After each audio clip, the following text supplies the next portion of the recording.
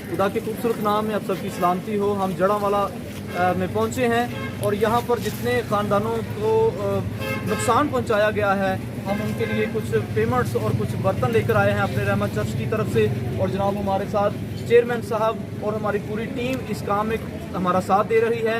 इन पूरे काम में हम ये चाहते हैं कि इसके साथ हमारे लोगों को इंसाफ दिया जाए। हमारी जो बाइबल की बेहुरमती की गई है उसका इंसाफ हमें चाहिए। ये चीज़ें पूरी हो सकती हैं। बाइबल में लिखा है जो बब्बर के बच्चे भूखे और हाजतमंद होंगे लेकिन मेरे तालिब किसी चीज़ के मोहताज ना होंगे। हमें ये चीज़ों के साथ साथ हमें ये चाहिए कि हमारी जो बाइबल की बेहुरमती की गई है, क्रॉस की बेहुरमती की गई है, हम ये मजम्मत करते हैं और ये दरख्वास्त करते हैं कि ज़रूर हमारे वो भी इंसाफ किया जाए। छोटे बच्चे के घर ਦੇ ਵਿੱਚ ਅਸੀਂ ਮੌਜੂਦ ਹਾਂ ਜਿਹਨੂੰ ਇਹ ਕਿਹਾ ਗਿਆ कि तू इस्लाम कबूल कर ले, ਅਸੀਂ तेरा घर नहीं साड़ांगे। सलाविश बताओ क्या कहा गया था? उन्होंने हमें कहा था कि आप कलमा पढ़ लें तो हम आपका घर नहीं जलाएंगे, लेकिन हमने इनको कहा कि कलमा पढ़ने से हमारा घर तो बच जाएगा लेकिन हमारा ईमान चला जाएगा। लेकिन हमें अपना ईमान जलवाना मंजूर नहीं है। अपना घर, हमारा घर जाता है तो जाए।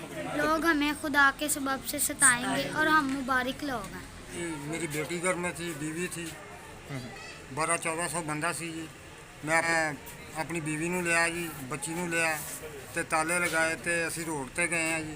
उन्होंने बस्ती च चर्च का नुकसान किया, बस्ती च वड़ गए जी।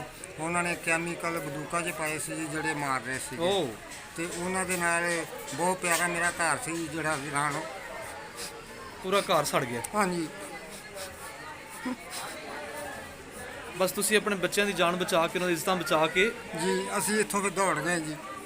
असी अपने घर नहीं वेखे। तलवारां दी छावें गाउंदे रहना ए, तलवारां दी छावें गाउंदे रहना ए, मौत दे नाल मुतक्का लाउंदे रहना ए, तलवारां दी छावें गाउंदे रहना ए, जिंदगी जिन्ने दित्ती ओदे गल लगना, ले जन छोटे यसू दा दर नहीं छड़ना,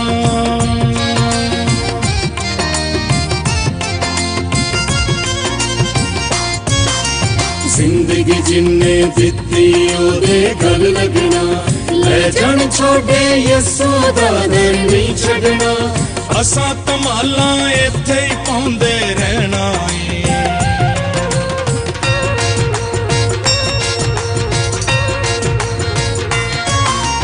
असां धमालां इत्थे ही पाउंदे रहना ए, मौत दे नाल मुतक्का लाउंदे रहना ए, तलवारां दी छावें गाउंदे